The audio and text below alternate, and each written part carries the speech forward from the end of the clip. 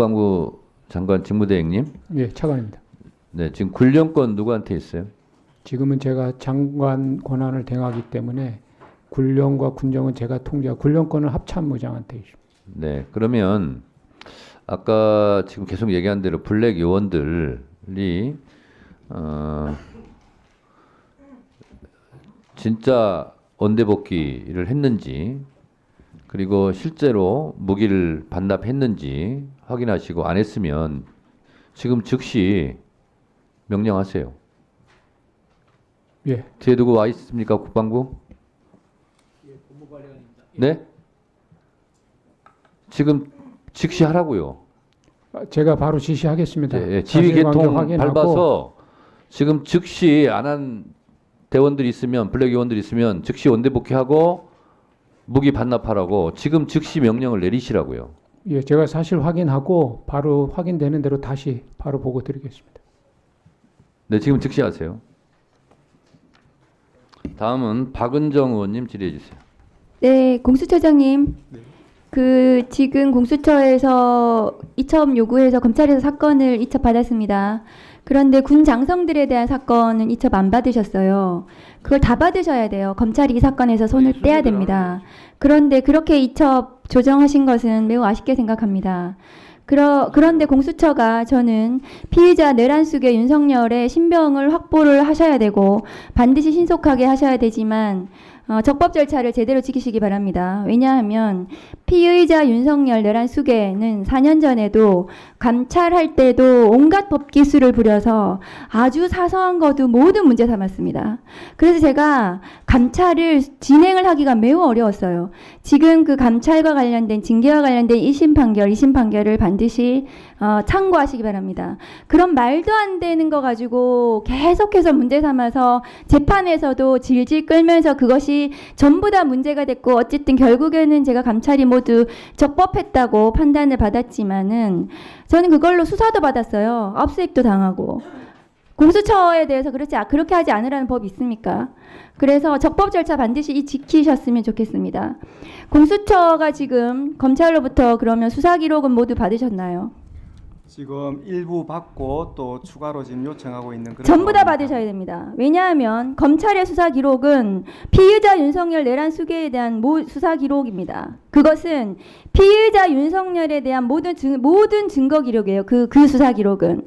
그래서 거기에 지금 검찰에서 수사 중인 사건들에 대한 원본은 놔두고 모두 사본에서 받으셔야 됩니다. 그래야지 체포영장을 청구하실 때 그것이 모두 들어가야 됩니다. 그래야 범죄사실 구성에 대해서 완결성이 있을 건데요. 그러면 공수처와 검찰은 피의자에 대한 구속기한을 20일로 지금 조정했다고 언론 보도가 나왔거든요. 그럼 그 20일은 공수처에서 신병을 수사를 하는 겁니까? 아니면 검찰에 언제 보내는 겁니까? 기본적으로 지금 검찰과 공수처가 합계 그 20일을 연장이 되었을 때 20일을 쓸 수 있다라는 그런 계산하에 절반씩 사용하는 것으로 양해가 된 그런 그럼 상황입니다. 공수처 열을 하고 검찰 열을 합니까? 기본적으로는 그런 부분 그 정도로 얘기가 오갔습니다.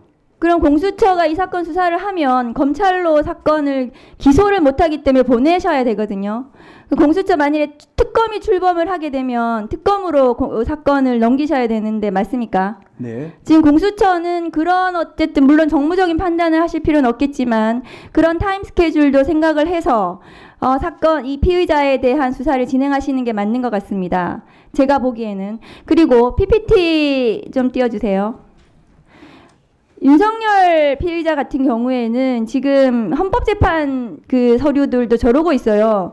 지금 헌재 사무처장 나와 계시지만 저렇게 지금 13번을 거절을 하고 있고요. 다음 거 보여주세요. 지금 공수처 공수처 관련해서도 지금 전부 다 출석 거부하고 있는 건데요. 제가 보기에는 형사소송법 200조의 2 출석 요구에 불응할 우려가 있다고 보여집니다. 그러니까 출석 요구를 한 번 더 하시는 거를 검토하고 있다는 이제 언론이 나오고 있는데 아마 재고를 하실 것 같아요. 이렇게 할지 저렇게 할지 내부적으로 검토를 하시겠지만 200조의 이 영장에 의한 체포 정당한 이유 없이 윤석열 피의자는 절대로 출석 안 합니다. 100번을 불러도 안 나올 거예요. 그리고 지금 어떤 태도를 보이고 있습니까? 탄핵이 우선이다. 본인은 무슨 쇼핑합니까? 탄핵 먼저 하고 그 다음에 뭐 수사받겠다. 그 누가 어느 피의자가 대한민국의 어떤 공무원이 그렇게 쇼핑할 수 있습니까? 그런 쇼핑을 할 수가 없어요. 그런데 박근혜 예를 들더라고요. 박근혜 대통령 그때는 국정농단 사건이었고 그때는 내란 외환이 아니었어요. 이거는 그래서 박근혜에 대해서는 탄핵을 먼저 하고 파면이 돼야지 기소가 가능하기 때문에 그 박근혜 대통령 같은 경우에는 그랬기 때문에 탄핵을 먼저 한 겁니다. 그런데 피의자 윤석열은 내란 외환은 탄핵 안 해도 기소할 수 있습니다. 체포 구속할 수 있습니다. 그런데 지금 본인이 쇼핑하겠다는 거거든요. 탄핵으로 탄핵 먼저 하고 수사해달라. 어느 국가기관이 그게 대한민국의 어떤 국가기관이 피의자가 징계 파면을 받아야 되는 공직자에 대해서 그렇게 해달라는 대로 해줄 수가 없습니다. 출석 요구에 불응할 우려가 있기 때문에 저는 체포영장을 청구해야 된다고 생각을 하고 반드시 신병을 신속하게 확보하는 것이 이 어지러운 아직도 내란이 지속되고 있는 이 상태 대한민국을 서둘러서 안정화시킬 수 있는 때라고 저는 생각을 합니다. 공수처장님께 부탁을 드립니다. 법무차관님 네. 장관 대행이시죠? 네. 법무부로부터 제가 답변 받았는데 계엄사 인력 파견 관련해서 네. 본이 요청 못 받았다고 답변을 하셨는데 다만 네네. 지금 비상안전기획관의 인적사항 촬영 번호를 네네. 문의하는 전화가 왔다. 네네. 그렇습니다. 이거는 인적 요청한 거 아닙니까? 제가 보기에는 아, 그거를 특정해서 지금 요청해서 전화가 왔으면 그거는 보내달라는 취지로 보여지고 검찰은 네. 이 사건 수사에서 손을 떼세요. 왜냐하면 지금 국정원과 검찰이 이 내란에 개입했다고 의심받는 지금 복수의 증언들이 경찰 수사에서 나온 거 아닙니까? 선관위 서버 포렌식 검찰과 국정원에서 올 거니까 보조만 해줘라. 거기서 중요 임무 할 거다. 이 증언 나왔잖아요. 검찰은 검찰 정권이었는데 윤석열 정부가 이 다른 국가기관에 지금 그 배엄사령부에서 파견 요청을 했는데 검찰은 가만히 있었다고요. 검찰하고 미리 공모를 했겠죠. 그러면 이 비상계엄을 검찰은 이 사건에서 손을 떼세요. 더 이상 하지 마십시오. 수사를 받아야 될 대상이지 수사를 할 주체가 아니에요. 검찰에 대해서는. 그리고 이 선관위 서버와 관련해서 검찰이 어떻게 내통을 했는지에 대해서 검찰이 소상히 나중에 수사를 제대로 밝히고 받아야 된다고 저는 생각을 합니다. 법무부 장관 대행께서 내부적으로 그렇게 법무부를 지금을 내란을 그렇게 진정을 시키셔야 됩니다. 그리고 차관께서 계엄 당일날 밤에 회의에 참석하셨죠. 네, 그렇습니다. 그 당시에 체포 대상이었던 지금 정치인들, 언론인들에 대해서 출국 금지 지시하신 적 있습니까? 아니요, 전혀 장관이 없습니다. 네, 출국 전혀 금지 없습니다. 관련해서 출입국 관련해서 얘기를 했다는데 그런 적 없습니까? 아, 당시에는 두 가지 사항을 말씀했는데 장관이 첫 번째는 수용시설 관련해서 수용자의 안전 관리가 필요하니까 교정시설의 수용자 관리를 안전하게 이루어질 수 있도록 챙겨보라는 것 한 가지. 두 번째는 출입국 관리 부분도 확실하게 해달라. 일반적인 걸 말씀하셨고 만약에 위원님 말씀하시다시피 출국 금지를 만약에 말씀하셨다면 뭔가 조치가 이루어졌을 법도 한데 전혀 그런 것도 없고 시도한 자료도 없습니다. 이건 객관적인 자료로 증빙이 되기 때문에 예. 체포 대상자 명단에 나와 있는 체포 대상자들에 대해서 출국 금지를 시도하거나 전혀 없습니다. 전혀 없습니다. 네, 없습니다. 한국에서 귀국하는 의원들에 대해서도 체포 지시를 하거나 공항에서 어떤 조치를 해야 된다 이런 얘기도 없었습니다. 예, 전혀 없는 것으로 알고 있습니다. 네, 네. 자, 그러면 지금부터 잠시만 주목해 주시기 바랍니다. 제가 구독자분들을 위해서 선물 하나를 준비했는데요. 제가 항상 여러분들께 드리는 말씀이 있습니다. 뉴스만 평소에 잘 챙겨보셔도 돈이 되고 돈을 벌 수 있다라고 말씀을 드렸는데요. 여러분들은 여기 보시는 삼성전자 뉴스를 보고 어떤 생각이 드세요?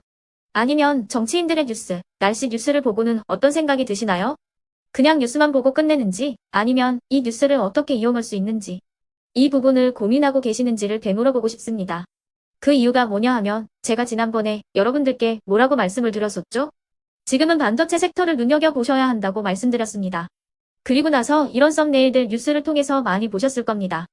반도체 내용이 이슈가 됐을 때 부자들은 어떻게 생각한다? 반도체 관련주들은 뭐가 있는지, 어떤 종목이 가장 좋은지, 어디에 투자해야 돈이 몰리는지 자연스럽게 생각한다고 제가 말씀을 드렸죠.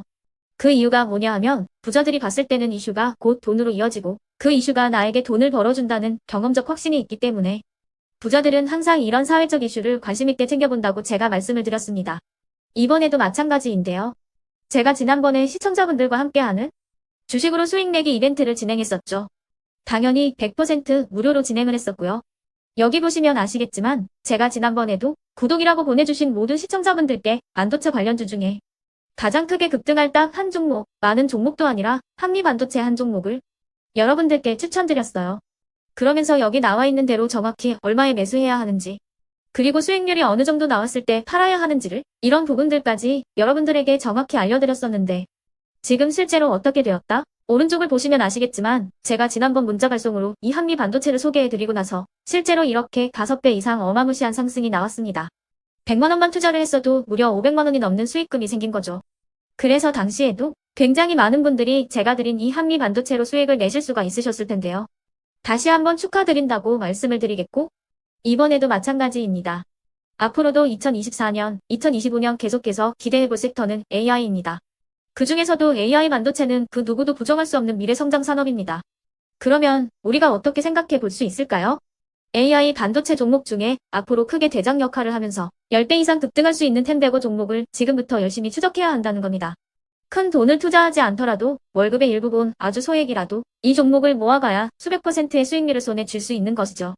지금 여러분이 보고 계시는 이 유튜브 또한 AI 반도체와 아주 밀접한 연관이 있고, 반도체야말로 대한민국의 핵심 산업으로 앞으로 더더욱 시장은 성장할 수밖에 없습니다. 그렇기 때문에 제가 이번에도 뭘 보내드리고 있냐면, 지난번과 똑같이 구독이라는 문자를 보내주시면 제가 AI 반도체 관련주 중에 앞으로 대장주 역할을 하면서 주가가 가장 크게 급등할 한 종목을 여러분들께 문자 발송으로 종목명과 사고 파는 시점을 모두 알려드릴 건데요. 그 문자를 받고 여러분들이 주식으로 돈 버는 연습을 한번 해보셨으면 좋겠고요. 혹시라도 나는 주식을 하지 않는다 하시는 분들은 주변에 주식하시는 지인분들에게 말씀을 해주셔도 되고요.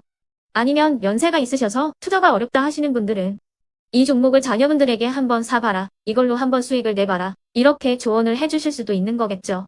그래서 지금 이 영상을 보시는 시청자분들 중에 나도 이번 종목이 좀 궁금하다 하시는 분들은요, 누구나 상관없이, 그리고 어느 시간대나 상관없이 부담 없이 010-2514-5930번으로 구독이라는 문자 보내주시면 제가 이번에도 똑같이 무료 추천 급등주 문자를 보내드리겠습니다. 이해되시겠죠?